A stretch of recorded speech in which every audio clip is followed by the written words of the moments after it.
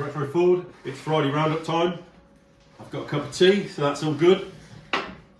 This week we're going to be talking about a new product that we've just launched on the website, which is an AP racing brake kit for 13-inch wheels on a Mark 1 Cortina, using a Mark 1 Cortina strut.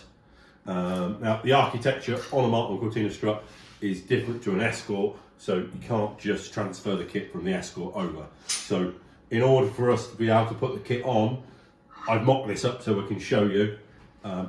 These are the AP calipers that we use with a vented discs and an aluminium bell. Now, some of this looks a bit scruffy because a lot of this has been used for prototyping.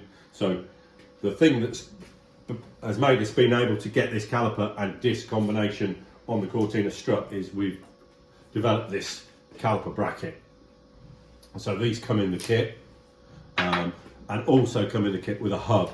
Now, the reason that you can't run your standard Cortina hub is because the offset of the disc has to go in a different place because of the architecture of the trap rod end for the steering. So we've had to juggle the disc out slightly and juggle the caliper out slightly so that all works together. So the kit is available on the website, and that comes with discs, bells, hubs, calipers, the option of what pad you want to run, and then we do the option of whether you want to buy wheel bearings, studs, the caged nut setup that goes on the end of it. As I say, this is all a bit mocked up, but it gives you an idea of what you would get in the kit.